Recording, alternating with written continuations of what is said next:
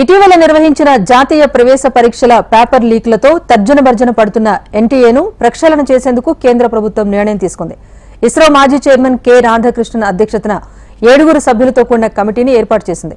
National testing agency సంస్కరణల కమిటీని కేంద్ర ప్రభుత్వం ఏర్పాటు చేసింది.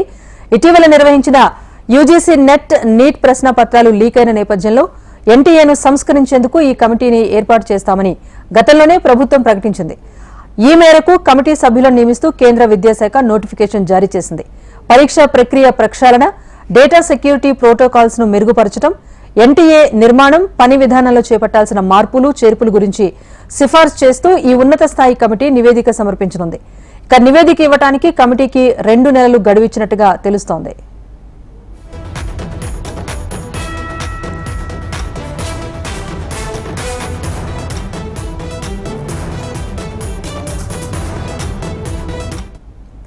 కమిటీకి చైర్మన్ గా ఇస్రో మాజీ చైర్మన్ కె రాధాకృష్ణన్ ఉండగా సభ్యులుగా ఢిల్లీ ఎయిమ్స్ మాజీ director Randeep Guleria, Hyderabad central university VC B J Rao, Madras IIT గౌరవ్ professor K Rammurthy, Karmayogi Bharat board సభ్యుడు పంకజ్ భన్సల్, ఢిల్లీ ఐఐటి డీన్ ఆదిత్య మిట్టల్, కేంద్ర విద్యాశాఖ సంయుక్త కార్యదర్శి గోవింద్ జైస్వాల్ ను సభ్యులుగా ఎంపిక చేసింది.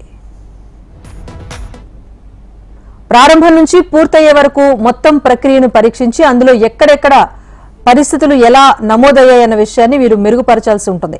పేపర్ లీక్ అవడానికి అవకాశం ఉన్న మార్గాలను ఎలా అడ్డుకోవాలి అనే అంశాలపైన ప్రత్యేక దృష్టి సారించాల్సి ఉంటుంది. ఇక ఎన్టీఏలో ప్రస్తుతం అనుసరిస్తున్న ప్రామాణిక నిర్వహణ విధానాలను, స్టాండర్డ్ ఆపరేటింగ్ ప్రొసీజర్స్ సంపూర్ణంగా సమీక్షించి వాటి బలోపేతానికి ఎలాంటి చర్యలు తీసుకోవాలి, ప్రతి దశలో వచ్చే కంప్లైంట్స్ ను పరిశీలించి చర్యలు తీసుకునే పర్యవేక్షణ యంత్రాంగాన్ని ఎలా ఏర్పాటు చేయాలి అన్న అంశాలపైన దృష్టి సారించనుంది కమిటీ. ప్రస్తుతం అమల్లో ఉన్న భద్రతా చర్యలు, ఎన్టీఏ అనుసరిస్తున్న ప్రోటోకాల్స్ ను మదింపు చేసి వాటి స్థానంలో మెరుగైన వ్యవస్థను సిఫార్సు చేయడం, పేపర్ సెట్టింగ్ కు ప్రస్తుతం అనుసరిస్తున్న ప్రోటోకాల్స్ ను పరీక్షించి మరింత బలమైన వ్యవస్థను అందుబాటులోకి తీసుకురావడానికి సూచనలు ఇవ్వనుంది కమిటీ. ఎన్టీఏ మరింత సమర్థవంతంగా పనిచేయడానికి దాని నిర్మాణం, పని విధానంలో చేపట్టాల్సిన మార్పులు చేర్పులు, ప్రతి దశలోని అధికారులను వారి పాత్ర బాధ్యతలను ఎలా నిర్దేశించాలి, ప్రస్తుతం అందుబాటులో ఉన్న ఫిర్యాదుల పరిష్కార యంత్రాంగం స్థితిగతులను అంచనా వేసి వాటి పనితీరును మెరుగుపరచడానికి కమిటీ సిఫార్సులు చేయనుంది.